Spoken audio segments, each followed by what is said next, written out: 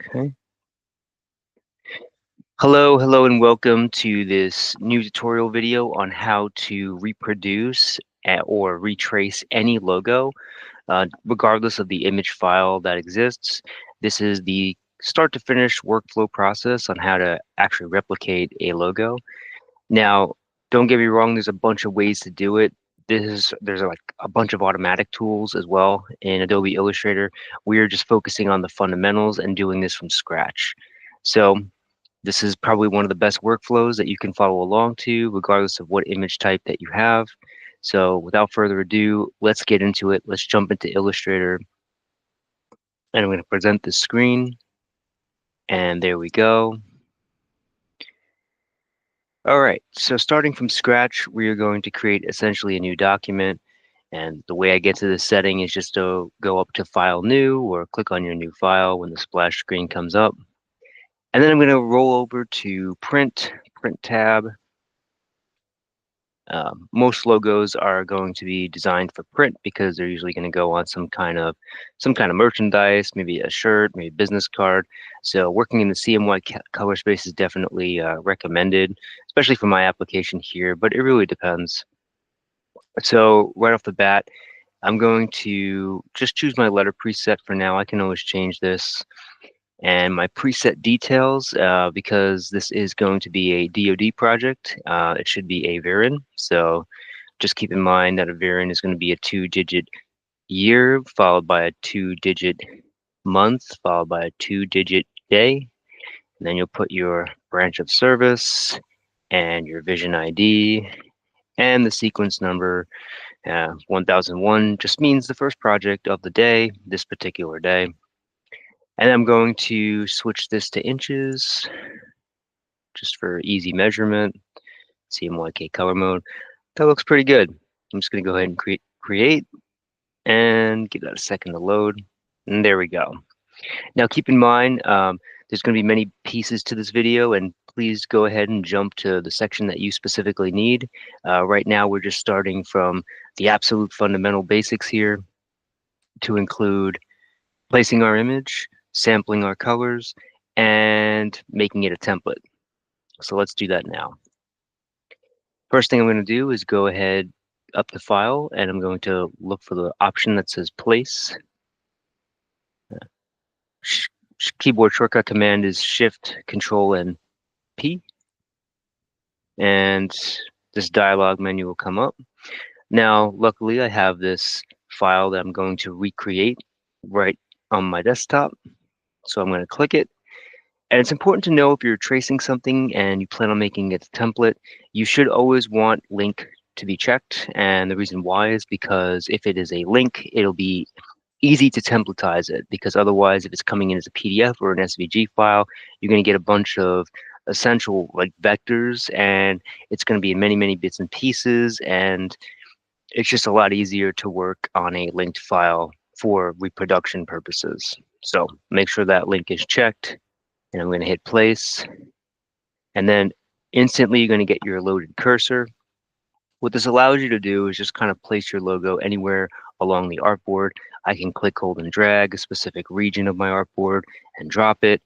Or if I want it to be fancy, I can make it a full screen by going to my upper left corner, and you see my smart guide say intersect.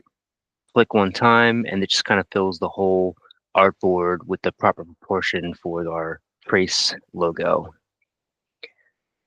And you'll notice that you get an X here, and that's a good sign. I've gotten many who said that, what's up with the X? Did I do it right? You did it right. That just means it's a linked file.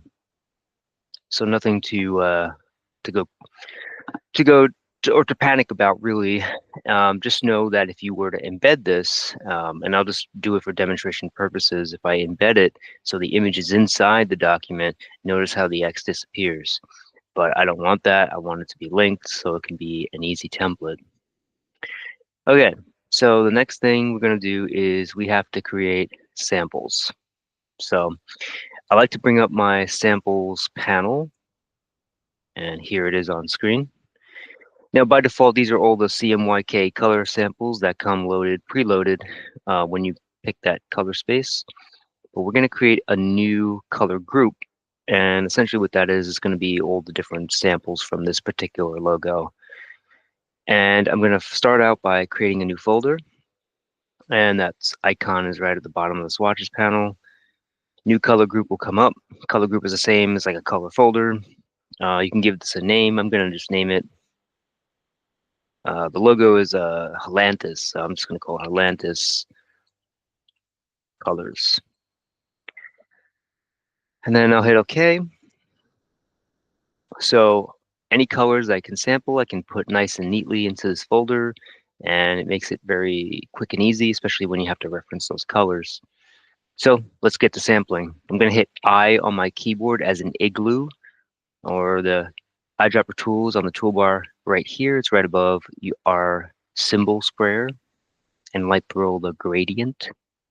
So there's the eyedropper. The way it works is you just click an area you want to sample. So I'm going to sample this blue first. That'll load up the eyedropper. And notice in our swatches panel, as well as the fill panel in our toolbar, it loads that color up. Now, one of the easiest methods to add this color to our color group is just to click, hold, and drag, just like that. Basically, what this is a specific color. It's got specific hexadecimal code associated with it, CMYK color values to include RGB, and we're just taking that color and putting it in the group. So when we create it, we can use it. If you double click on your custom swatch right here, a couple of options will come out, and you can see that this is a process color, meaning it is a print process color set up for like a standard CMYK printer. And here are the values. Here's our hexadecimal code. I like to switch on global. So in case I make multiple representations of this, if I need to change a color, it'll do it globally. It'll do it on all my representations of the logo. So global is definitely useful when doing logo design or retracing logos. And then I'm going to go ahead and click OK. And if I see the little tick, the little white triangle bottom right, that means I know it's a global color. So I'm going to look around at this logo. Looks like we got this red, so I'm going to sample that one. Another way to add a new swatch that you loaded in with your eyedropper is to just click on this little plus, add new swatch icon. It's right next to the folder, right next to the trash can. And you can see here are CMYK color values. It's automatically checked to global, which is good. Hexadecimal, click OK. Now it kind of puts it in the default colors here. So you'll notice that here is that sample. So all I got to do is click, hold, and drag it down. And there we go. And it looks like we have two more colors to sample on this particular logo. We got the black. So I'll sample that. Just realized that. Oh, never mind. So I'm going to click on the black color right there and go ahead and click, hold, and drag it down. See, notice something interesting. So the black I sampled here, it's not the default registration colors that come loaded with CMYK. It's typically advised that you sample all whites, blacks, any shades of gray, because they might be different from the default colors. They might be exclusive to the logo. So that's why it's always recommended to sample even the black and white, even though it may look like just a default color. So now I'm going to double click. I'm just going to check this to global. By the way, if you want to name your swatches, they come by default with the CMYK color mode. You can change that if you'd like. You can say like logo black, etc., etc. That's kind of up to you. Either way, I'm going to hit OK. And then I'm going to sample this white.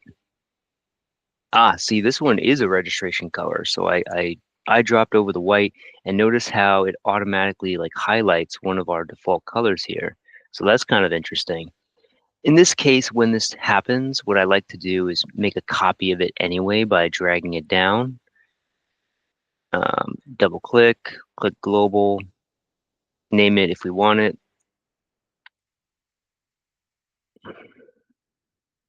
Yeah, you can see the hexadecimal code is FFF, FFF, which denotes pure light.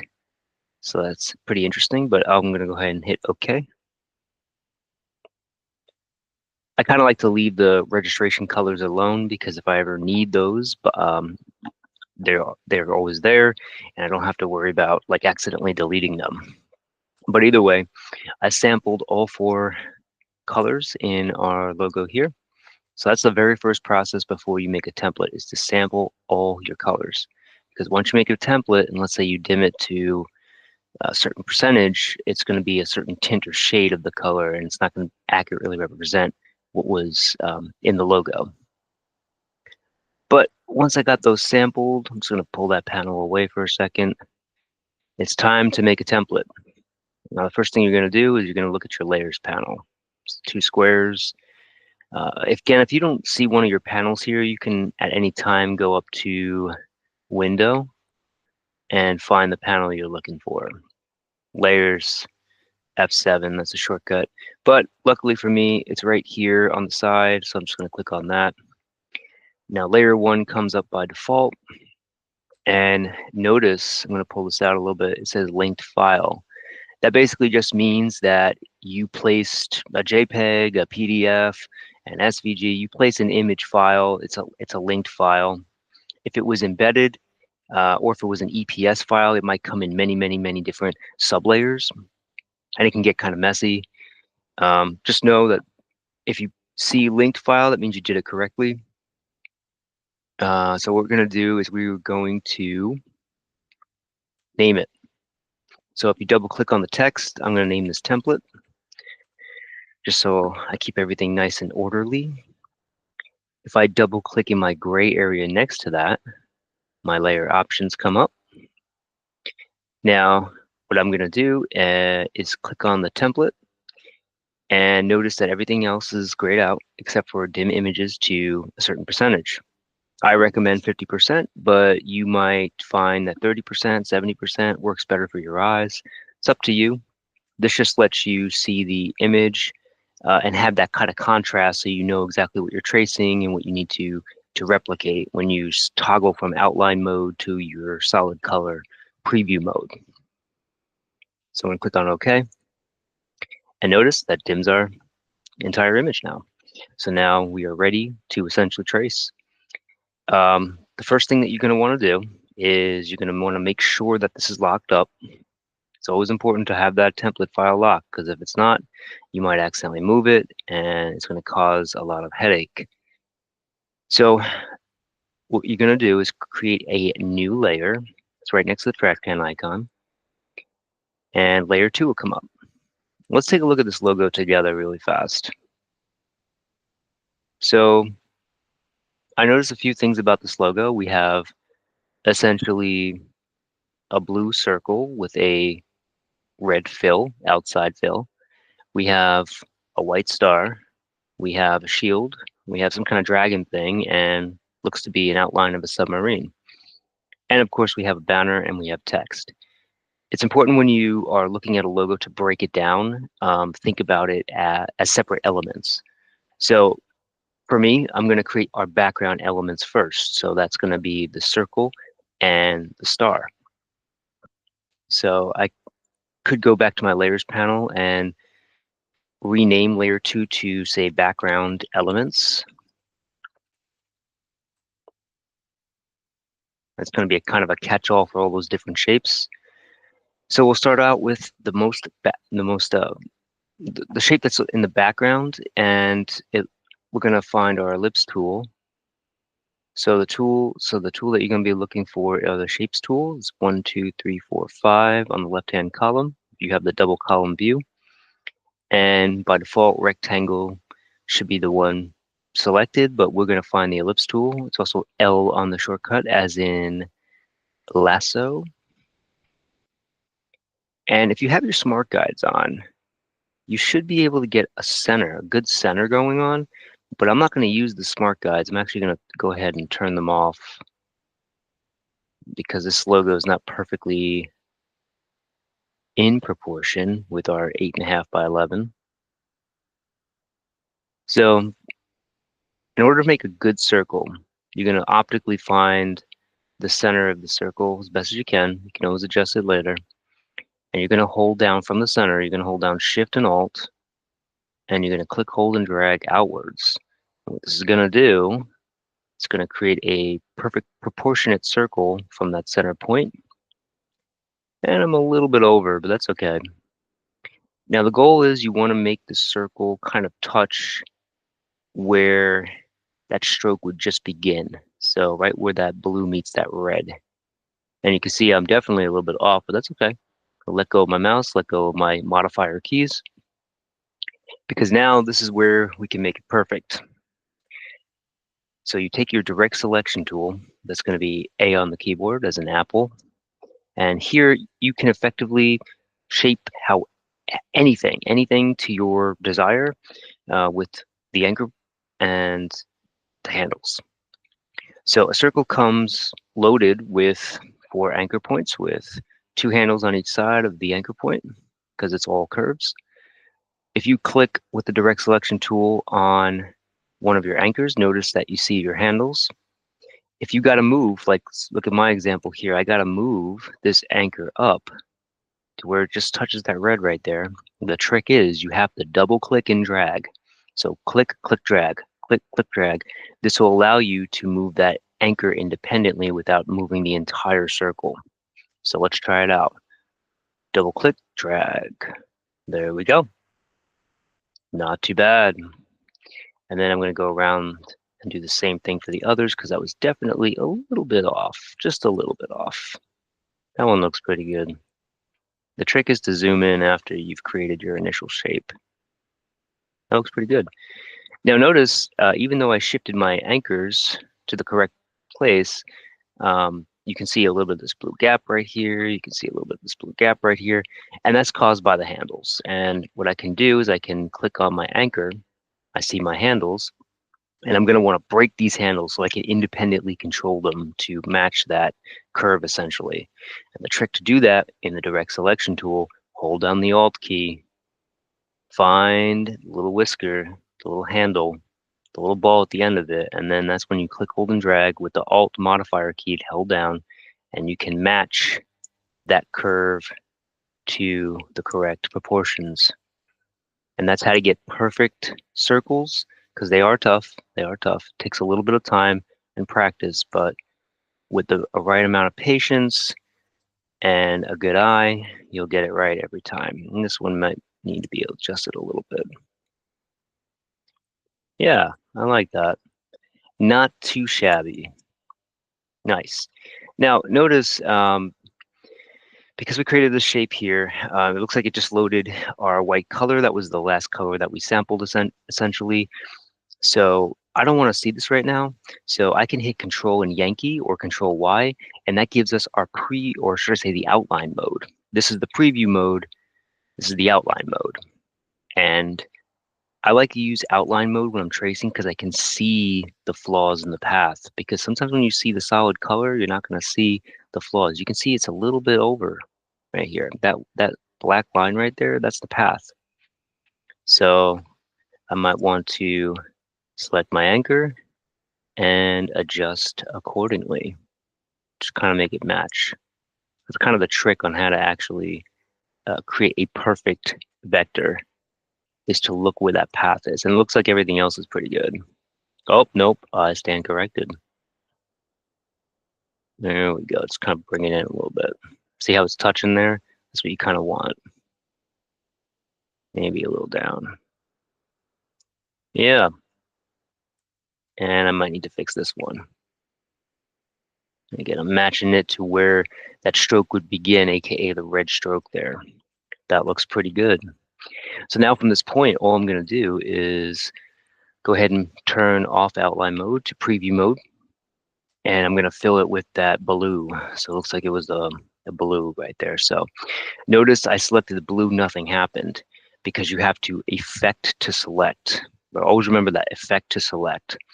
So I can select the circle, and now notice I got my outline here, the path outline, and now I can select that color. All right, cool, we're done. The next thing is that we have to match the stroke now. Now, because we traced where the fill meets the stroke, we're gonna put an outside stroke on this. So let's go ahead and look at our strokes panel. The strokes panel kind of looks like the hamburger menu. It's basically 3 dashes, and it's going to come like this by default. You're going to want to show your options by clicking the actual hamburger menu, show the options. And again, if you don't have this, window, stroke. And the first thing I'm going to do is just up the weight just to get a stroke going on. And this is crucial right down here where it says align stroke. We have center stroke, inside, and outside. You always going to want to pick either inside or outside. Center stroke makes it almost impossible to replicate a perfect stroke. And the reason being is because it has an even weight on both the inside and outside. So essentially you're going to be guessing where the actual path is going to lie. So if you lined up your path, it's either going to be on the inside or the outside. Usually for perfect shapes, I recommend an outside stroke. And for anything irregular, or if you're using the pen tool on something, an inside stroke works awesome because it kind of conforms the stroke without giving you weird tails. So this is a circle, and of course we traced essentially the inside where fill meets stroke. So we're going to align it to the outside. And there we go. Now, in the toolbar, you'll notice your fill swatch, and the one underneath it is what's known as the stroke swatch. So if you can toggle this by going back and forth by hitting the X key, and basically anything in the foreground, whatever color that you select will affect that essential fill, whether it be a stroke or a fill. So for instance, I'm going to bring up the stroke in the foreground. This is my stroke right here. It's a little square with a little punch out right there. And I'm going to select that. Looks like it's that red right there. See how that changes? And I'm going to go back here and up my stroke a little bit. And notice how it's pushing out that stroke from the inside because we're doing an outside stroke. And I'm going to fill it up. And that looks about right. Looks like it's 10 points for me. And I'm just toggling between outline and preview, and look how perfect that is. Perfect path, not dancing around. If it was dancing around like something like this,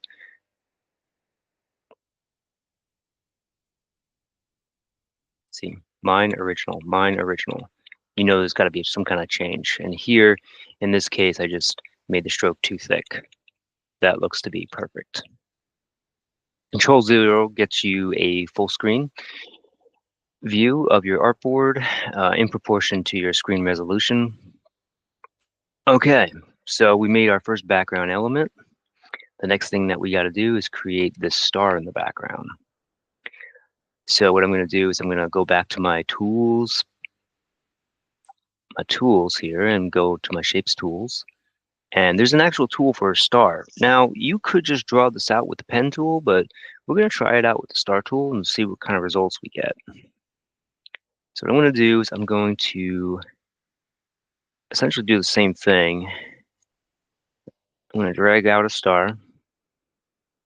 Try to get it aligned as perfectly as I can. Again, it doesn't matter because we can adjust it on the back end. Let it go. Okay, not too bad. Now, even though I can't see the middle of this star, I have to kind of just see where the edges of that background star actually are and align my path with that background.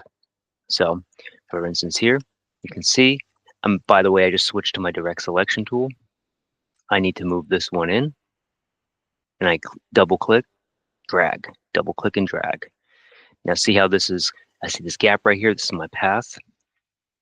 I'll go down this anchor, double click, drag, and this is what you want. You want it to come out matching the actual path of the star, or whatever element that you're working on. That's the kind of key to do it. That looks good. And this one's way off. Double click and drag. And that looks good. But notice this one, we see this little gap right here. So I'm going to double click and drag. I like it. This one's definitely off. Double click and drag.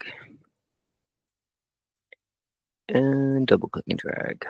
I'm just matching that background star right there. And the whole thing about vector is that it takes a little bit of time to master. So many different tools, so many different options, and it's all about getting the detail work because it's going to be essentially a clean file that you can essentially do anything with to include it, like recreate it any size. I'm just going around and making sure that the path aligns. That's the most important thing, though, at the end of the day. Right there, and right there. I take one tiny adjustment, tiny, tiny, tiny adjustment. I like it. And there we go. And then from this point, if I toggle to my preview mode, I definitely don't want that. This was just a solid shape, no stroke. So what I'm going to do is I'm going to turn off my stroke. An easy way to do that, have this in the foreground, and you can hit the question mark key. That's going to toggle them off, or you can just click on this little slash called none, and that'll just take anything off, whether it be that fill or the stroke, whatever's in the foreground. Now I'm going to toggle to my fill. It's going to be that logo white. There we go. Nice. Too easy. If I look at my layers panel, notice that I got my circle and my star. You can rename these if you like. I'm not going to, just because they are my background elements. But from that point, what I'm going to do is I'm going to lock them up. So this way I don't destroy them or accidentally move them. I'll go ahead and click on this little empty square next to the eyeball, and that's just going to toggle my lock. And I'll create a new layer. And let's take a look at the logo again. So it looks like we recreated those. And if I look at it, I think the next things we're going to create are the shield, the dragon, the stars, and the sub. So this new layer 3, I just made a new layer here. I'm going to rename it to, realistically, you can name it whatever you want to. I'm just going to call it middle elements, just for now. I can change that later.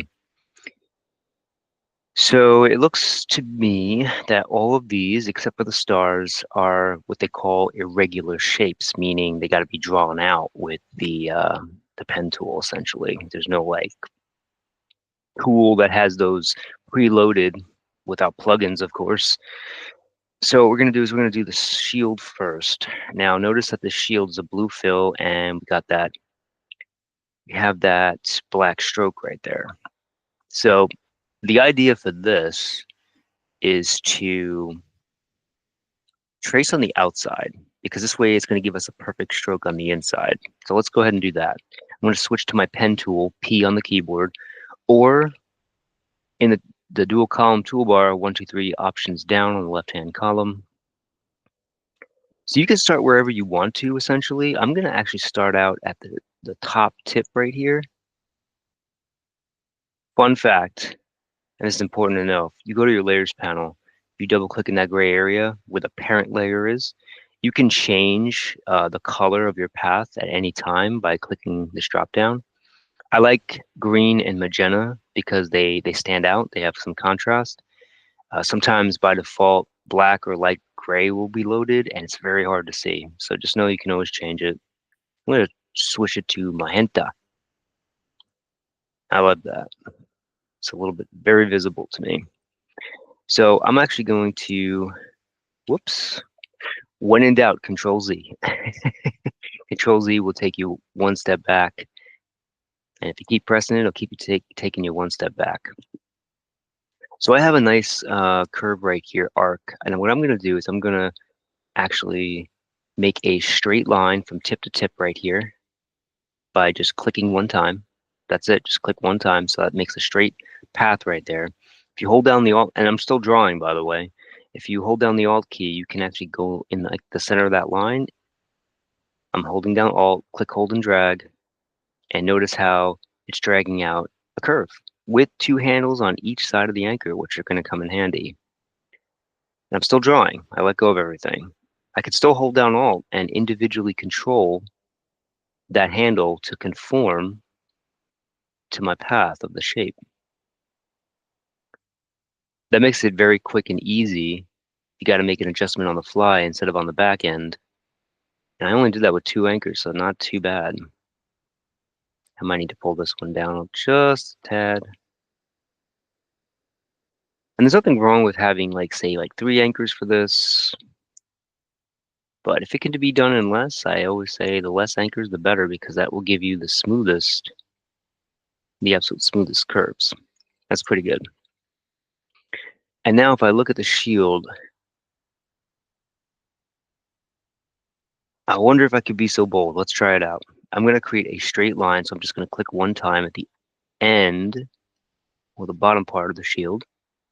Okay. And I'm going to hold down the Alt key, click, hold, and drag to the outside of the shield.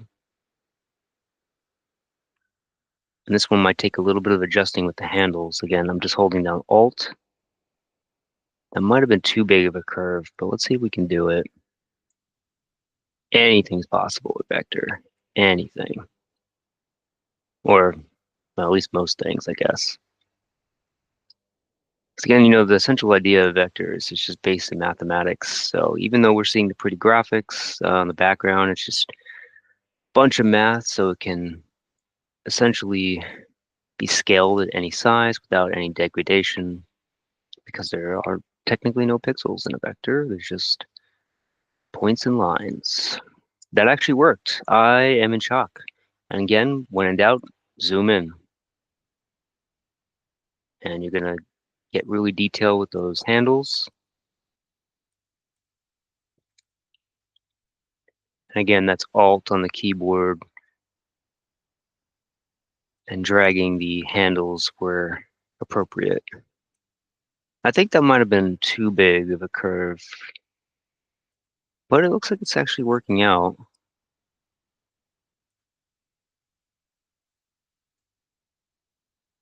Yeah. In this case, if you're trying to get a perfect replication, I'm going to actually add an anchor point because that's going to give us more fine-tuned control. And an easy way to add an anchor point while you're still drawing is to just hover over your path and notice you'll see a little plus icon. And if you click it, you add an anchor. And if you add an anchor, what's cool about it is that's going to give you 2 handles on each side, and it's going to give you more wiggle room to actually get the deep depths of the curve that you're working on. Here's a cool tip and trick here. If you hold down the control key, that's like a shortcut for the direct selection tool, and you can click on your anchor and you can see both handles. Because sometimes your handle will disappear if you're working on one. Like see, I'm working on this one right there. See how it disappeared? I can only see these 2 handles on this particular curve, so I can hit Control, and I get both if I need to make an adjustment. But it looks like that gave me more fine-tuned control. So it looked like 3, 1, 2, 1, 2, 3 on the side. Yeah, that's fine. Now it looks like I stopped drawing here. Reason being is because when I was adding an anchor, it stopped drawing for me, which is totally fine because what I can do is just click my last known anchor point, and I'm back in business. So now what I'm going to do is actually go into the middle of the outskirts of the shield, click one time, and then I'm going to click one time at the top here. And this way, because I know that 3 worked out nicely, I can just go ahead and conform my curve to match the path underneath. Just like that. Oh, that's perfect. Okay. And then I'm just going to close up my path. And you'll notice that when you go to your first anchor point and you close a path, you make a shape, it's going to have that little circle, meaning you're about to close the path. If I click it, my shape is now completely closed. And it's important to do that because if your shape is not closed, right, if you have an open path, you're not going to get the option to do like an outside stroke or an inside stroke. So if you ever don't see those options, it means your path is messed up somewhere along the line. It's not connected. Okay, that looks pretty good. So now, at this point, There's our shield. What I'm going to do now is go ahead and fill it in with that blue. So I'm just going to bring up my swatches. There we go. I'm going to click on that blue and stroke is going to be black. Now I'm going to bring up my strokes panel again, and this time, because I traced the outside of the shield, it's going to be on the inside of the path. So with that, now I can up the weight, bump, bump, bump, bump, bump. See that? See how it's contorting the stroke to the confines because it's on the inside. That's why for regular shapes, it's great, the inside stroke. Toggle off. Looks like my stroke needs to be thicker. Oh, I like that. It's not even dancing. That's beautiful. And I just noticed something. So I have a great shield, but I noticed that I actually missed a sample color. So this is actually great because if you ever need to go back and get a color that maybe you missed, it happens all the times. You can go back to the layers panel. You can double click on the gray where your template parent layer is. You can uncheck the template, hit OK. It's going to bring you your full colors. And notice I forgot to sample this lighter blue. So what I'm going to do is grab my eyedropper tool, I on the keyboard, sample that blue, and I'm just going to drag that to my logo colors. Check global. Now to retemplatize it, click on the gray, template, boom, done. So very easy to get, and then I'll go back to my shield. By the way, if you ever need to do a target selection, if it's not selecting for you, you can always click the little ball wherever your shape is, and that's going to select it. And notice this one is selected because it's got the little box next to the ball icon. That means it's targeted right now. And then what I'll do is I'll make sure it's that lighter blue. So I think it did that for me. There we go. I think I just need to redo my stroke, which is not a big deal. Inside, I think it was 7. I think that was the number. Let me see. Might be 6.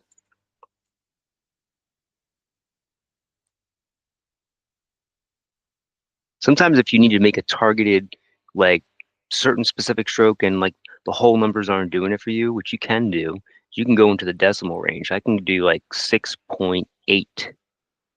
And what that's going to do is give me a 6.8 stroke.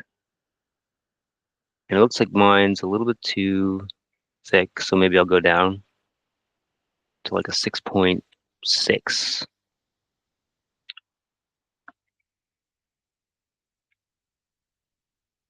Yeah, I like that.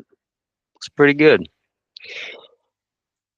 And I might just go take my direct selection tool and just adjust this handle because I noticed it was just bouncing up on this corner. And that's the thing about vectors. You can always go back, taking that direct selection tool and making any fine-tuned tweaks that you need to do in order to make a perfect replication.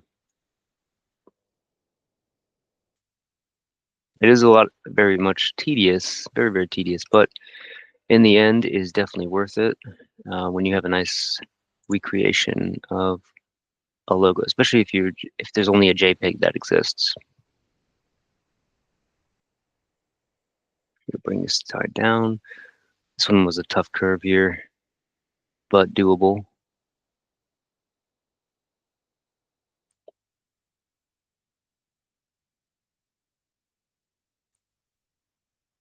Okay, much better. All right, zoom out a little bit. Okay, so one shield has been created. All right, so next what I'm going to focus on is the stars. Looks like we have 1, 2, 3, 4, 5 stars. So I'm going to start out with my star tool. And it looks like they're all the same. So once I make one, I can just essentially copy it. So we got my star. Now I'm going to take my normal selection tool. That's this guy right here. Whoops. That's this guy right here. And this will allow you just to move it.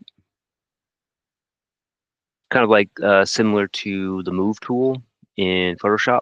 It's like a transform, a move, whereas the direct selection will target like your handles and anchor points, the detail work. And what I'm going to do is I'm going to now take my direct selection tool and I'm going to align it to the star. Now, what's important to know is that if you have like a lot of elements that are repeating, it's important to make a really good replication if you're planning on just making duplicates out of it, because this way if you know you got one, you got them all. So I'm just double clicking on the anchors and conforming the path to where the stars align. Yeah, something like that works. Oh, this one was way off. Double click. Okay, cool. Now clearly that's not the right color, so what I'll do is I will toggle our logo white. Okay. And what's interesting about this, notice it's not changing. I could change it to any color right now. The reason why is because it kept the last stroke, and the stroke was pretty large. So it's actually the reason why it's black right now is because it is literally a giant stroke from the last stroke we just did. It retains the last thing that you did. Now you can always hit D on the keyboard. That's going to set everything to like the program defaults. But in this case, what I know is I have to turn off the stroke, and then I just should have a white fill. There we go. All right, so now I'm going to toggle back to my outline mode. I'm going to grab my normal selection tool. By the way, when I say normal selection tool, that's going to be this guy right here. V as in victory. It's just a selection tool, kind of like very similar to Photoshop's. And what I'm going to do is I'm going to hover over my path of the first star I made, hold down the Alt key, click, hold, and drag, and that's going to give me a copy. But the key is, if you use this method, is to let go of your mouse, then let go of Alt. So now I have this one, and I have that one. And now I'm going to do the same exact thing. And you'll get the two little cursors when you hold down Alt and drag. Just means it's going to make a copy. But the key is just make sure that you let go of your mouse before you let go of the modifier key. Otherwise, it's just going to move it. It's not going to make a copy of it. And there we go. Let's see if it did it. Perfect. All right, not too bad. Now let's go ahead and create this dragon thing. So I'm going to take my pen tool, and it looks like it's no stroke on this one. So I'm just going to go ahead and trace this. I'm going to do something a little bold here. I'm just going to make a bunch of straight lines.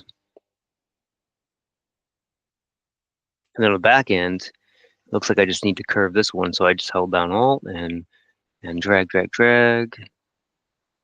Kind of get an initial curve going on. Then maybe, again, Alt and adjust the handles where they need to be. Okay, let's continue to draw. I'm just going to do myself a solid real quick and turn on my smart guides. I'm not going to do a lot of zooming in. Okay, and that looks good. Make that curve, and again, that's Alt and drag on the line. The less anchors that you have, and the more handles that you have on each side, or there only can be two handles, but if you have both handles, that'll give you all the controls needed to make a really smooth curve. Because if you're playing connect the dots, it's going to look bumpy, jagged. This one right up here. Click, hold, and drag. Holding Alt, of course. My favorite modifier key of them all. And again, I'm just tracing the outside of this dragon thing. Huh. I just noticed something. So it looks like, yeah, so I'm actually going to go back. I'm actually going to go back. This is first time I'm doing this one, kind of off the dome here, off the cuff. But if you look at the dragon here, it looks like it's all one solid fill. So using some vector problem solving skills here, just a bunch of Control Z's here, I'm actually going to trace this way and then outwards. And that way that's going to match that entire path there. So I don't have to make it all in multiple pieces. So I'm going to go ahead and try that out. So I'm going to go a little bit down here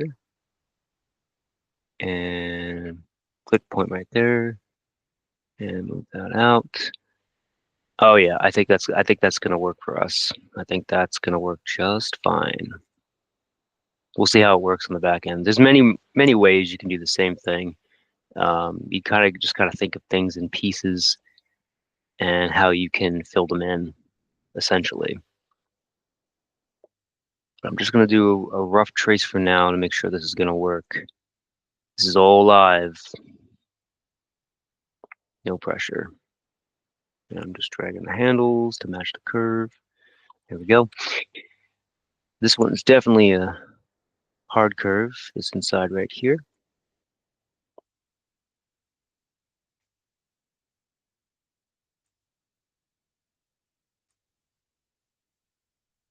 Click on that right there.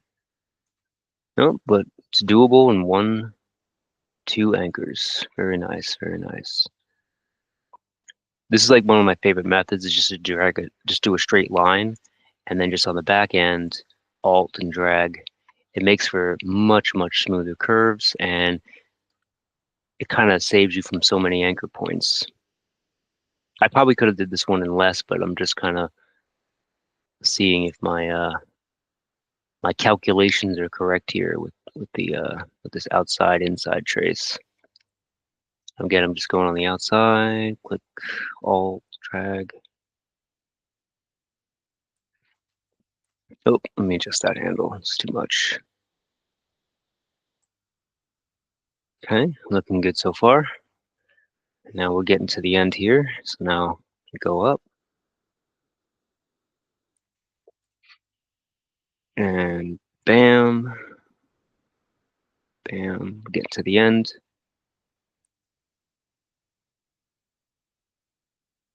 I think that's going to work. Now, of course, this is where you go. I just closed my path there. That's where I started up top there. You can always take your direct selection tool if there's something you got to readjust. Like this one definitely needs to be readjusted. Double click and drag that anchor. Double click and drag. Double click and drag. Yeah, I'm just kind of like going along the lines. I need to fix this curve right here so I can just click on the anchor where that handle is, get the handle, and I'm holding down Alt to match it to the actual path. This one needs to come down just a little bit. At any point, you can always add an anchor on the back end. There we go. It's kind of like a dance between the handles if you really want that good curve. This one needs to come down a little bit as well. Maybe up. And this one, like that. And for the sake of the video, I'm not going to go too long here. I'm just going to match as best I can for now. I can always clean it up later.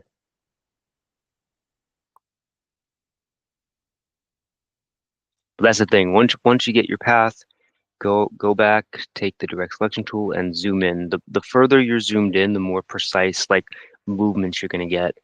Because when you're zoomed out a lot, it's going to just be a little bit jumpy. But there's our dragon. Control Y. It's not the color. Let's choose the logo red. Let's see if it worked. That worked. We got a dragon. Whoops. Hold up my character panel. We'll tackle that in a little bit. We're almost done here. Looks like we have our submarine outline here. So this looks like a very easy pen job tool. And it looks like it's not connected right here. So what I'm going to do is start tracing. Essentially, we're going to go inside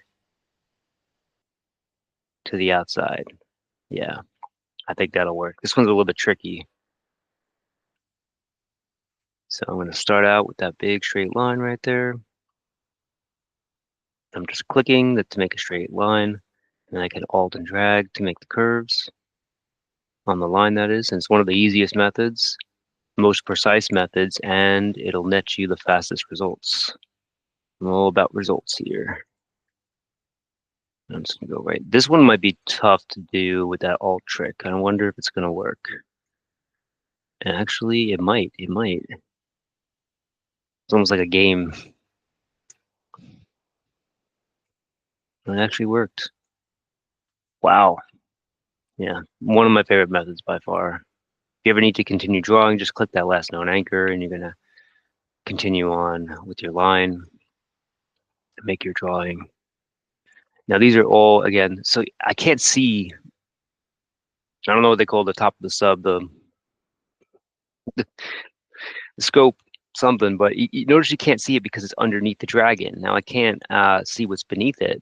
So I could just trace it like this, but honestly, as long as the path matches, and it comes out on the correct directional when you leave, you're good. See, I'm a little off on this one, so I'm going to hit down my control key. That brings up that direct selection while we're drawing. I can double click this anchor and just kind of move it, and double click on this one, bring it in a little bit. Come on. Close. Zoom in. So you can get that finer detail there. So essentially, whatever's underneath it doesn't really matter because we can't see it. But as long as your path comes out correctly, meaning it comes out where it's supposed to come out, you're good to go.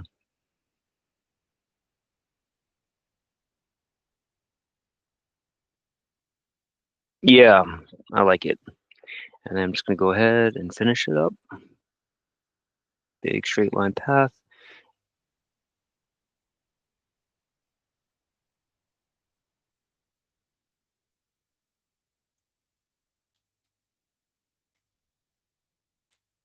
And I just realized something. We'll come back to it in a little bit. We'll come back to it in just a little bit. I'm just going to continue drawing here. Looks like we have to make a little notch here. And I know if you already saw it, I already know. It's okay though.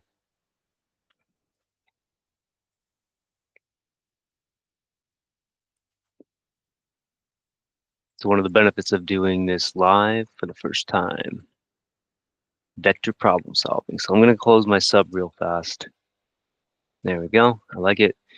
And now toggle. Of course, let's just change it to that logo black. Yeah, that works fantastic. Now, I just noticed something.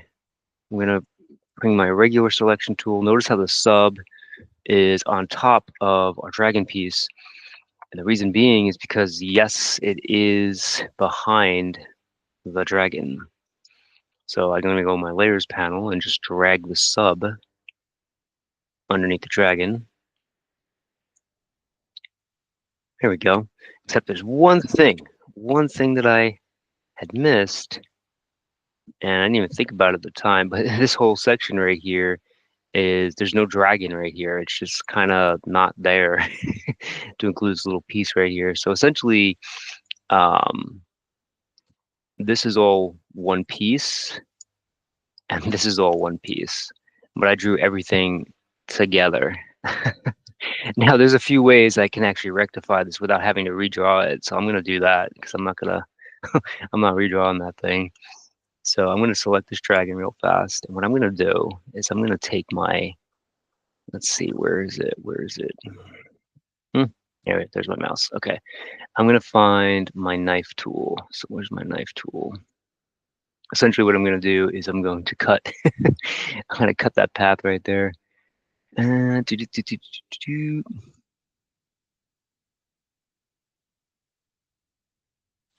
Where you at? Where you at? There it is. Okay, it's under the eraser tool options here. So I could use a scissors tool, but I'm gonna click on the knife one because essentially what I'm gonna do is I'm gonna cut.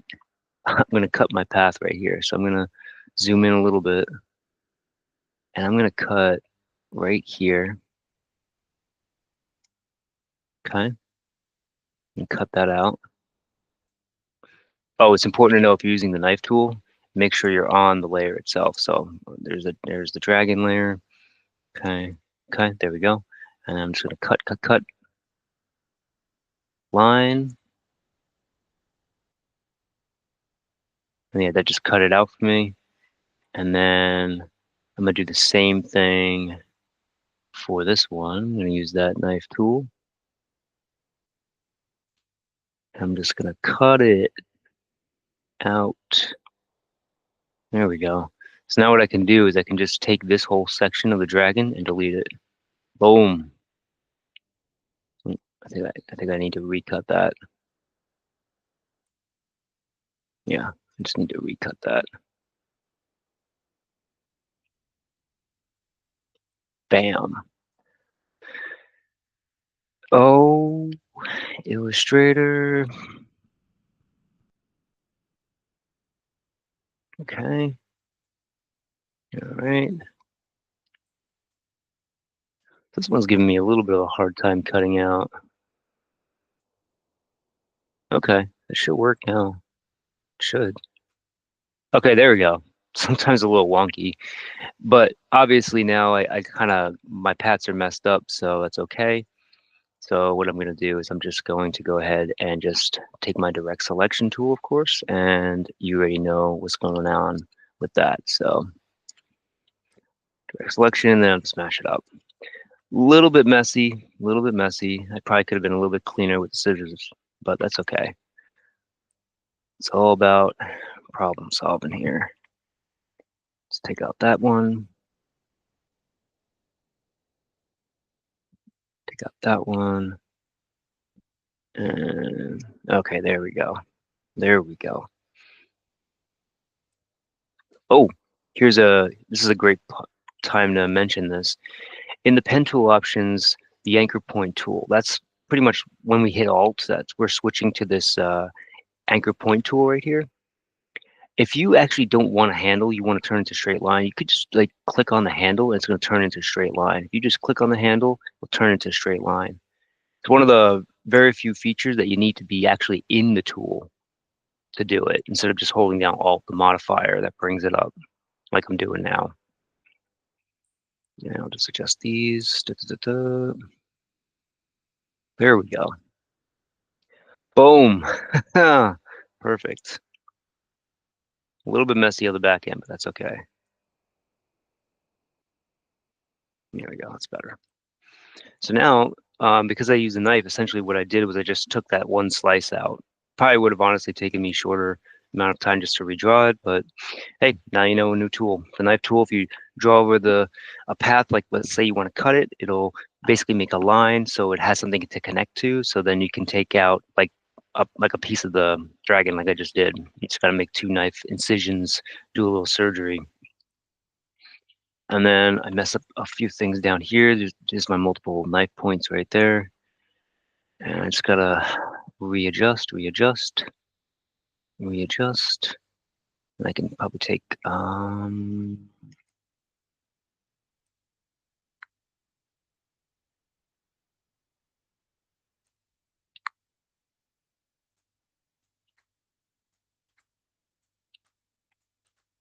there we go. There you gotta click delete a couple of times. I should have probably locked the sub layer, but it looks like I didn't affect it, so.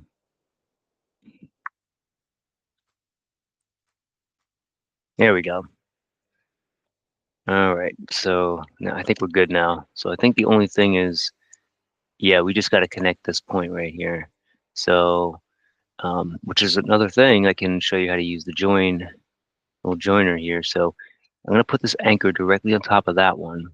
Okay, and what I'm going to do is essentially highlight that little section, and I'm going to look at my properties panel, and click on connect. Boom! Once I connect that, now it's all one. Should be one. Yep, it's one. See, I'm totally doing everything for a reason, to show you more tools, because a lot of things can go wrong. Sometimes when you're tracing stuff, you're like, oh shoot, I didn't realize that was there when I zoomed in. And you can figure out things on the back end. I'm just going to readjust that. Looks good.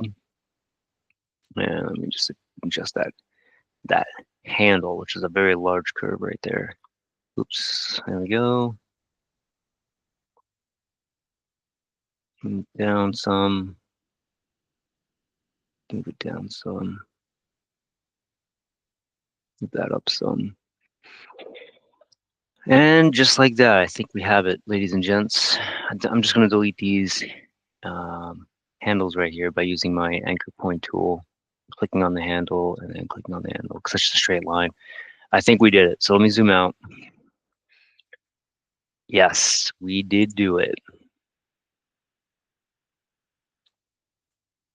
And I think I kind of messed up somewhere along the line here because I totally deleted the sub. I should have locked it. Should have locked it. That's okay. That's all right. 2-second thing. And sometimes this is the benefit of having your layers locked. So you don't accidentally delete things.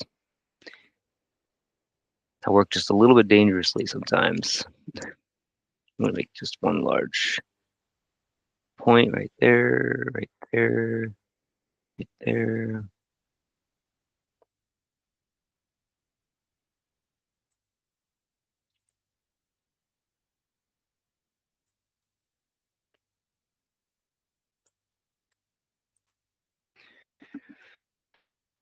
But keep in mind, this is unscripted, live, so learn from my mistakes.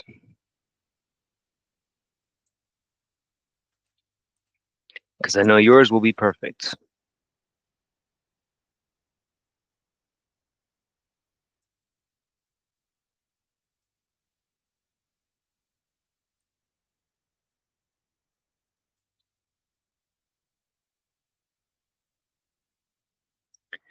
Okay, and then we'll just connect everything. Maybe I'll readjust this one. Okay, yeah, something like that. Holding down. I'm still in the pen tool. When you hold down the control key, that just toggles quickly your direct selection tool without having to go into the tool itself. But in this case, I'm going to have to go in the tool, click the anchor, so I can pull the handle, hold down Alt, of course, to just select one side. Okay. Yep. Totally. Now I'm just going to make sure it's that logo black. I think we're finally on the right direction. I just got to bring the sub underneath the dragon pieces there. Woo! Okay. There we have it. Maybe that's why they call this Hell Antis. That was difficult. Okay, but again, it's all about layer management and making sure that you zoom in and look at the details. And the fundamentals are still the same, no matter how you slice it. Even though we did literally use the knife tool, the end of the day is a good replication. So if it takes you a little bit longer to get some of the details, it's worth it because again, this is going to be kind of like the master file, because when you have a vector file, you can output to any image type to include a TIFF for print.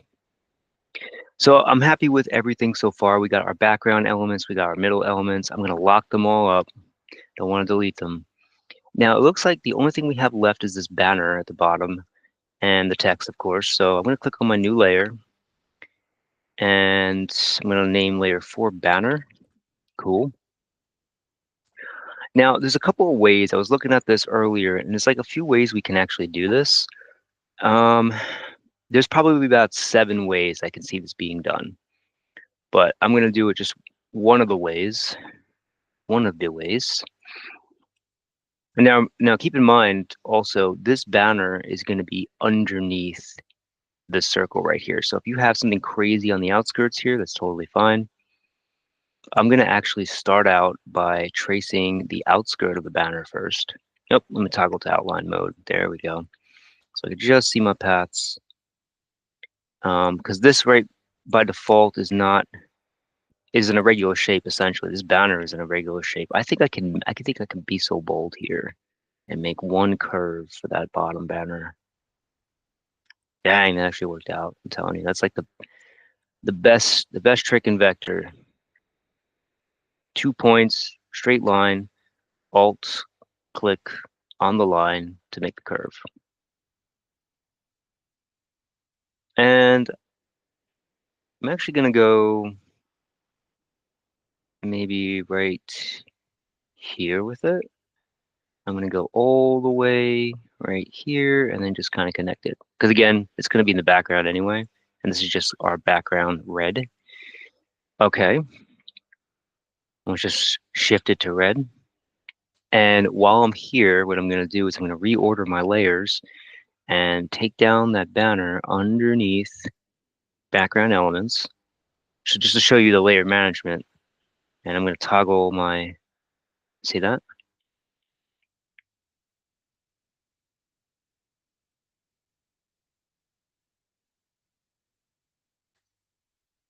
Okay, so at this point now, what I'm going to do is I'm going to go ahead and I think I'm just going to do the left side first. Left side. So basically the idea here is I'm going to essentially just make a white shape. Kind of comes out like this. So we'll start. Do, do, I'm going to try to match it up with.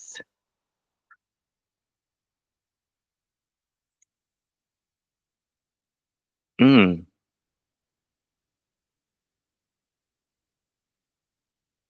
yeah, so there's a few ways that you can really do this. This one's tricky, but I think what I'm going to do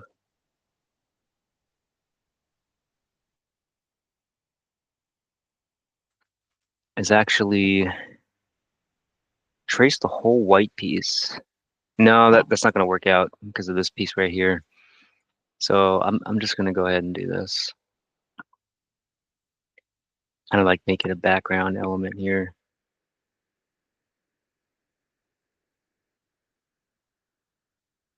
Yeah. Yep. That'll work. Coats.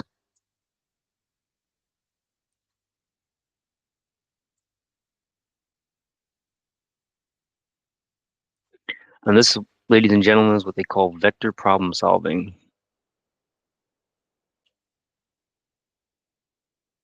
Okay. I can work with that. We'll do the same thing on this side. I think it's the exact same thing.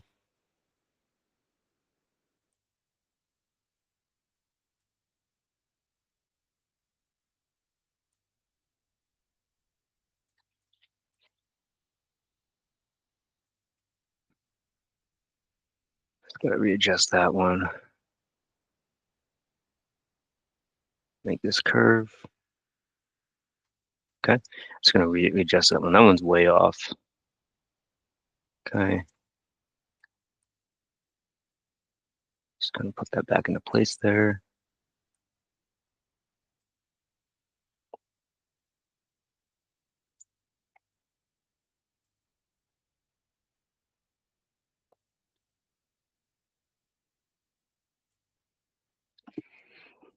And of course, switch to my direct selection because I already closed it, and Alt drag and just conform that curve right there.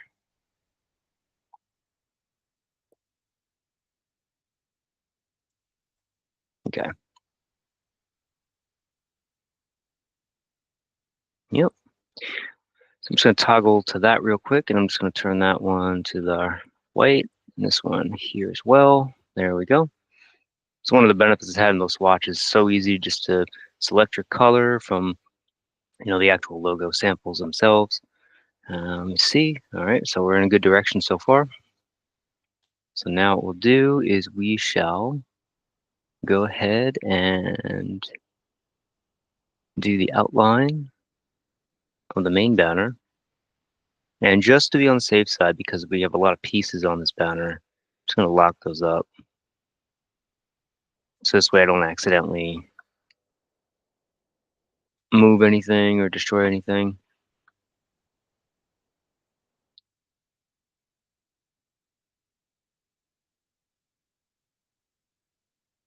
I think I'll start. Let's see.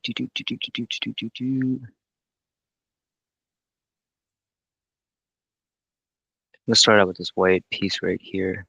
I could probably do a stroke, but it might be, there's so many curves on this one, so many intricate curves, little details like I missed with the dragon there. So I'm just gonna play it safe for this one. Yeah, 'cause see, this one is different. Like this side right here, I think somebody drew this one. I forgot where I got this file from, but I think somebody hand drew this or created it themselves, and it wasn't perfect. It wasn't perfectly symmetrical. Definitely a challenging one to do for a demo live, for sure. Considering I didn't touch this one yet, but that's the magic of vector, showing you all the problem sides of it and how to fix it. Let me just move this layers panel out of the way. Connect, connect. All right, and bring that down. Come on, bring it down. There we go. There it is. And I'm just going to go ahead and connect this side and that side. Oh yeah, there we go. Okay, so now I'm going to fill that. Looks like it already is filled in white. Perfect, because it was the last color selected. And now it looks like we just really need just those little red pieces on the left and right. Let's do it. So I'm going to lock that one up so I don't mess that one up. And let's go ahead and draw that. And again, this is all right up here anyway, so it's not going to really matter where I start. I'm just going to go like that, and like that, like that, like that. And this should work out. I'm actually going to drag this one out a little bit. Kind of match it right there. Make a curve for that one. Yeah, see, somebody definitely drew this one out, I think.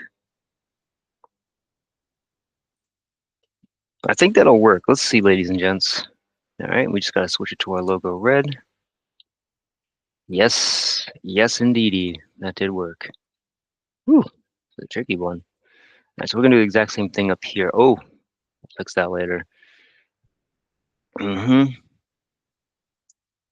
Just going to make sure that we get that little piece that's sticking out there.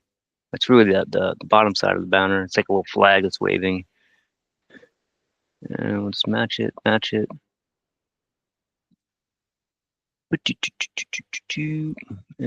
close it up. And that side is bothering me, so I'm just gonna fix that really fast. Fix that really fast with my good old direct selection tool. And then I just gotta readjust that banner handle. I think that will do it. Yep. All right, so I'm gonna lock all those up. Looks like that was the ticket. Let me just zoom in here really fast.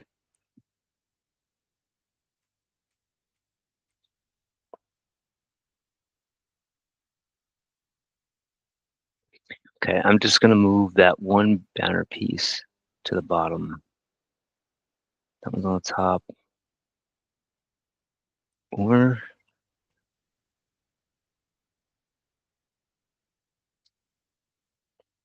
all right.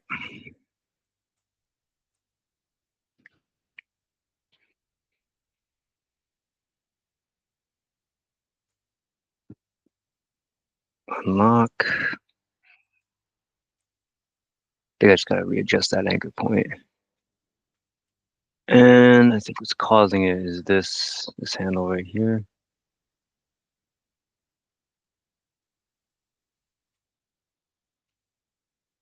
And I'll just bring it to the bottom as well.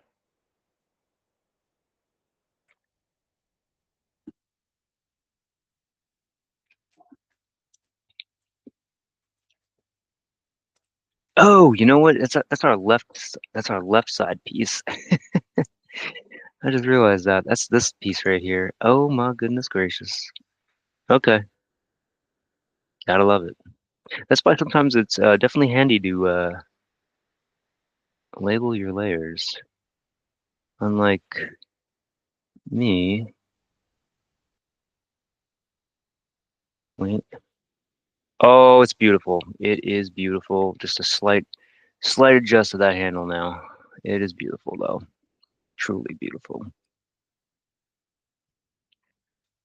Definitely should have picked an easier one for this, but kind of glad I didn't.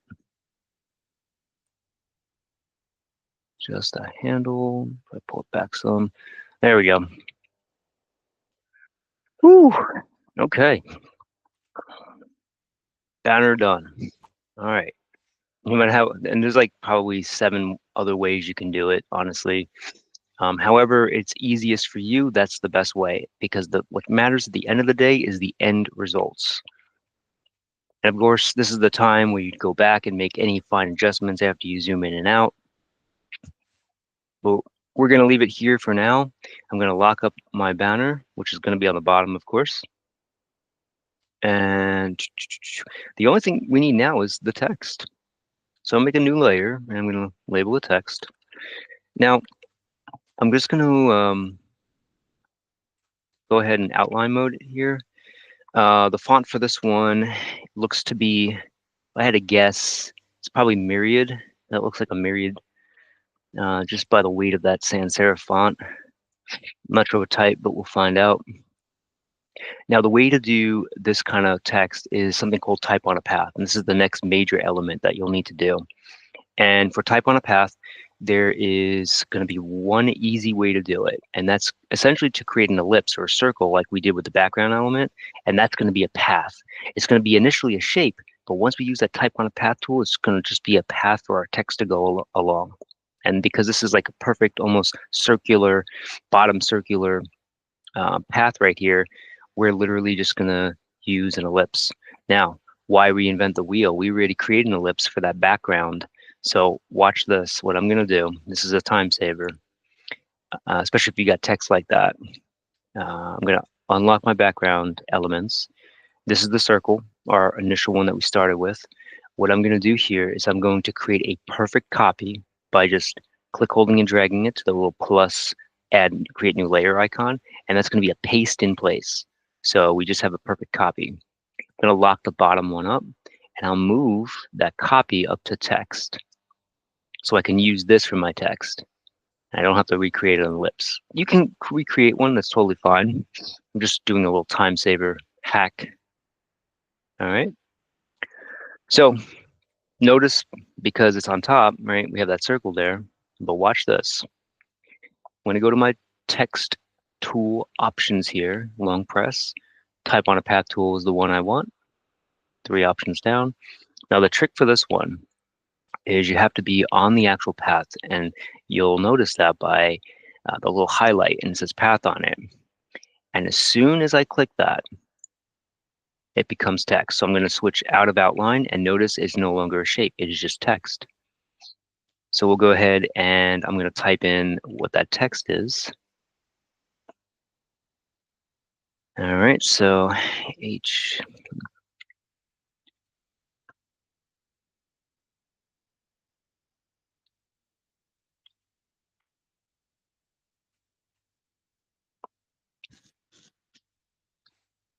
All right, so once I have my text typed out here, what I'm going to do is notice, first of all, the incorrect orientation and it's mirrored. So what I'm going to do is I'm going to hit Control A to select all the text. I'm going to look all the way to the tippy top here where it says type. I'm going to find the one that says type on a path.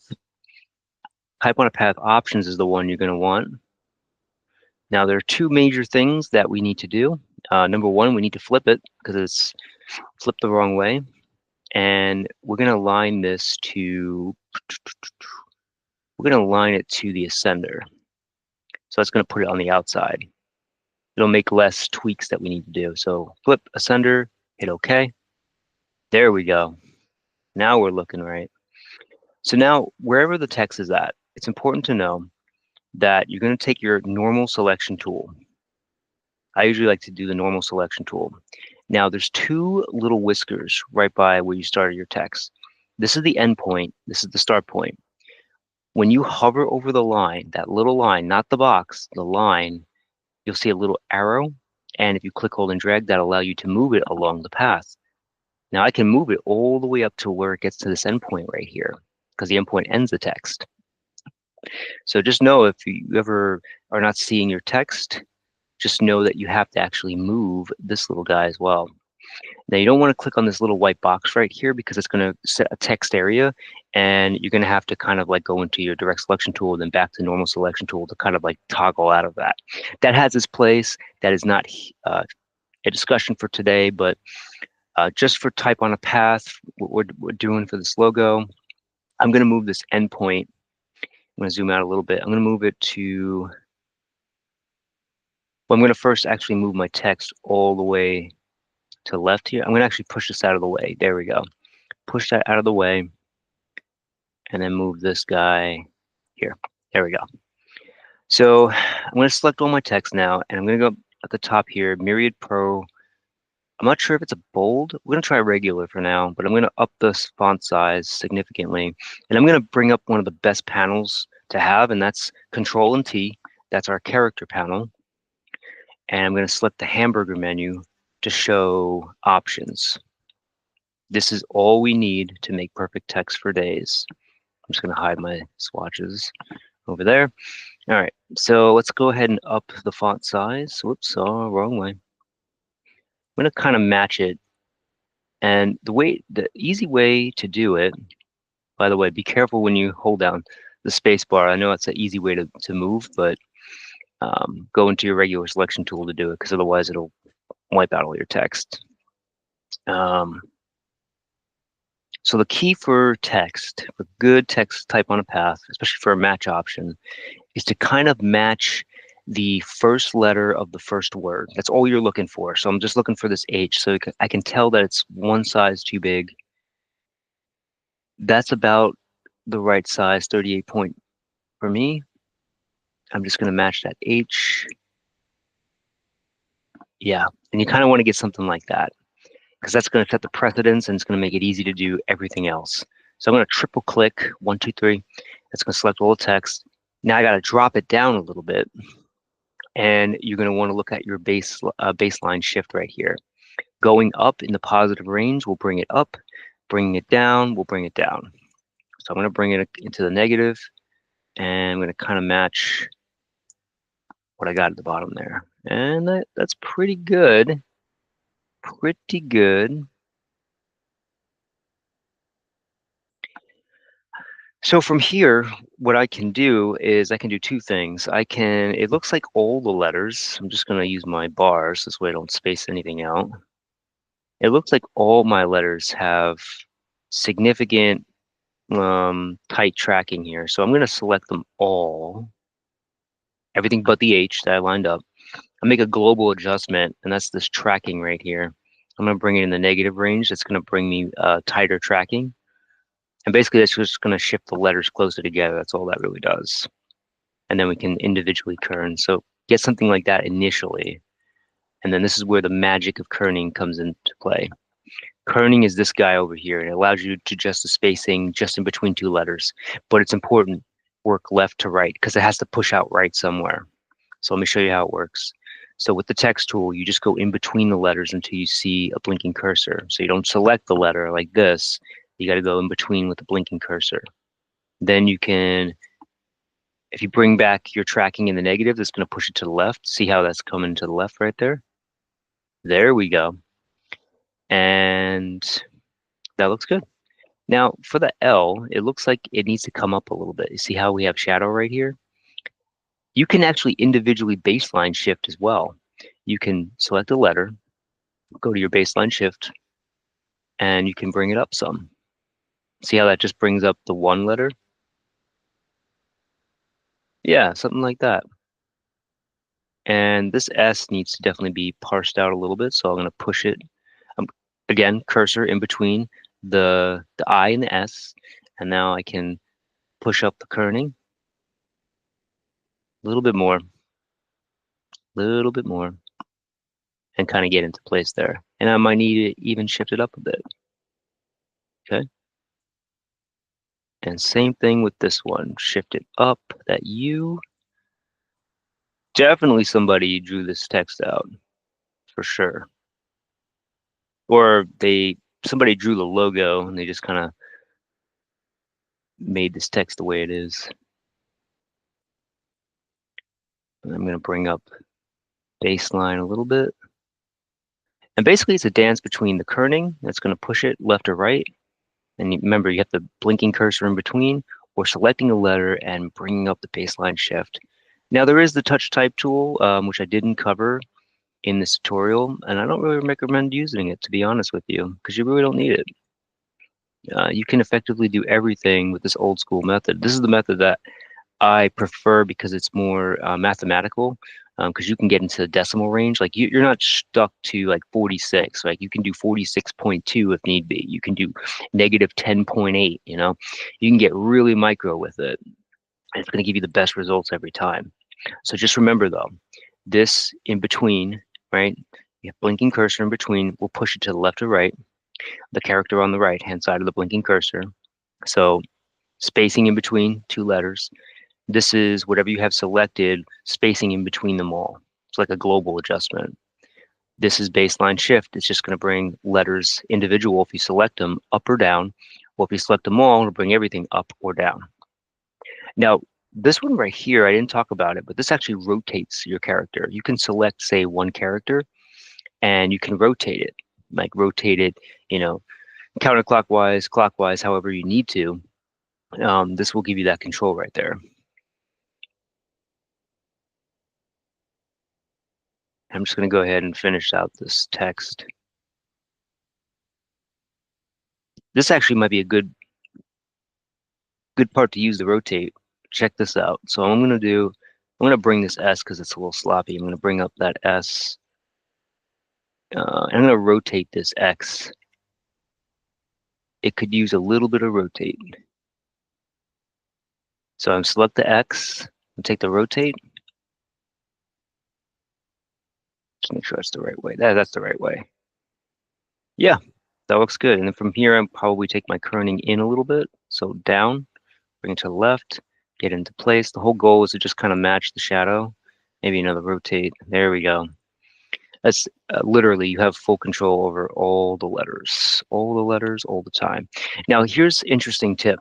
When you do outline mode, right, the text stays the same. So it's not considered part of the outline mode. So what you can do is you can actually go to your layers panel and toggle off the eyeball on and off when you're in outline mode, because that's going to kind of simulate the control Y. Doesn't work for text. It works for objects, shapes. Like if I were to outline mode this text, it would work, but this is live text. It doesn't behave like that. If it was in outline mode, which essentially just shapes, it would work, but just know that's a little hack that you can do for that. And that looks pretty good. I think I kind of got the text right. Looks like it's just a Myriad Pro. It might have been one font, sorry, one size too big for the font, but the whole goal is as long as it's matching the shadow and it looks correct, you should be in the range or in the right there. And I'm just going to do one final adjustment because that shield is bothering me up there. I'm going to actually unlock my middle elements and fix that shield because I see a big jump right there. Oh, and no wonder why. My stroke somehow got sent to center stroke. And this is again, this is why you don't use center stroke. See how the stroke is both inside and outside of the path? I'm just going to go to my strokes panel, set my shield to the inside, and notice I cannot. When this happens, right? When this happens, what you have to do is you have to find where it doesn't connect, because somewhere along this path, it does not connect. It probably, if I had to guess, maybe potentially when I was using the knife tool. I'm pretty sure this one was locked up though, but let me see something. Okay, so it looks like that's all connected. Yep, that's connected. It's pretty good.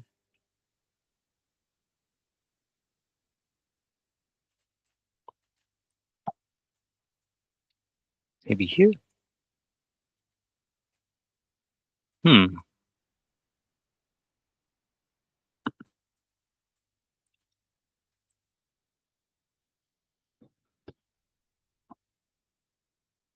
Well, it was right. It looks like we have a good outside trace path right here, but somewhere along the line, this thing got messed up. Because I remember this thing was on the inside. Not sure exactly what happened here, but yeah, looks like everything is connected. I'll take a look at my layers panel really quick. Compound path. Oh, okay. Okay. This is interesting. So I must have pressed something. I created essentially a shape inside of a shape. That's what a compound path is, and that's why I only have the center stroke available. Oh, okay. All right. Well, that explains that. Mystery solved, but easy enough. What I can do. Unfortunately, I can't unconvert it from a compound path. Let me just try something.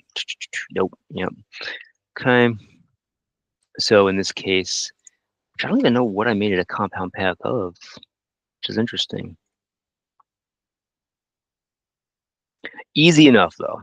Easy enough. I could take my handy dandy pen tool and I could just do a quick retrace of this shield because I do want to complete this just so you can see that I did all the steps and I did my homework so I don't get any too much hassle from you guys out there. Um, that's kind of odd though. I must have accidentally converted that or did something. I don't know. I wasn't really paying attention, but easy enough. I'm just going to go ahead and redo. Actually, I'm going to complete this whole thing in straight lines because I want to show you guys that when you can do something like this, even if you connect it, you hold down the Alt. This is when you'll go ahead and make your curves now. So sometimes you can actually trace an entire object in just straight lines, just see where there would be a curve. Just kind of like do straight lines all across and then do your curves on the back end. And that can make things really speedy, especially if you're like speed tracing something. I think that works out a little bit better. Okay, and right there, and like that.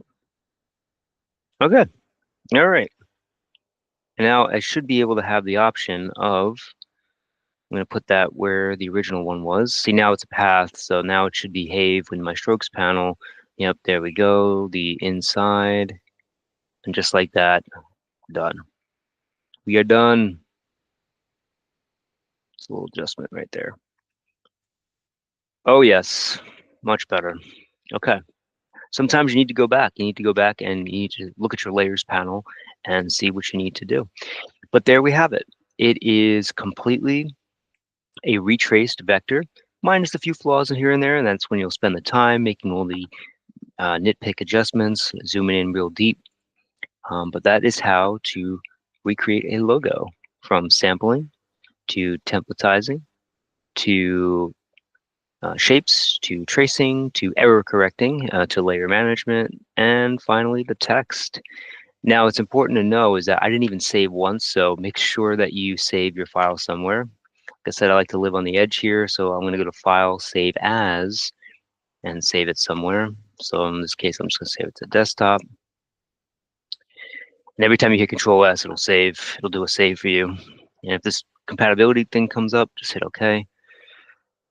And there we have it. And final last thing, I'm just going to look at my layers, and you can see the last thing I'll need to do is just lock all my layers up. Everything is named and organized. That's one of the benefits about not using live trace or image trace rather, is that it's very powerful, but with that power comes danger sometimes. Sometimes you need that fine-tuned control, especially if you need to make a tweak to the logo. They may say, oh, we want to replace the dragon with a squid, you know, so The one last thing I did not cover is how to export. And let's say you wanted to send this to a client or email it. I don't recommend ever emailing the AI file because most of the time your client or say command, they're not going to have Illustrator installed. So let's just do a JPEG export. Go up to File and you'll see the export as. And what you can do from this point is the little file browser will come up. It'll give you a bunch of options in this dropdown. Right now it's set the PNG or Portable Networks Graphics, but we will choose JPEG. And that's this option right here, JPEG. And if I had multiple artboards, I could just like output like artboard 1, artboard 2, but I'm only using one artboard, so I can leave that unchecked. JPEG, and then I can just hit export. And I should get some dialogues. Yep, I do. I always recommend, depending on how you're delivering the file, you might need a smaller file. Like if it's like a email client, I'm just going to put the maximum file size to get your best, because a JPEG is a lossy compression file, so I'd rather have maximum and make sure my resolution is 300 pixels per inch, and then just hit OK. Oh, and it's important to, if you're using any specific profiles, especially for the printer, to make sure that you embed the profile into the actual JPEG itself. I recommend having this checked off, especially if you have a specific profile for your printer. And then just click OK. There we have it. Done. Control S. Okay, I hope you enjoyed this tutorial. This is pretty much the start to finish process on how to do an entire logo. Again, this whole process can be repeated on literally any image type, no matter what the logo is. It can be whatever the logo actually is. This is a way to replicate it, reproduce it from scratch using organized files. And remember, zoom in for the details. Hope you enjoyed this tutorial. I know this was a long one, but this was important as a learning tool, so you know how to replicate your very own reproduction of any logo out there. And I'll see you in the next one. Please let me know if you have any questions in the comments down below, and I will answer them as soon as I can. All right, take care, everybody.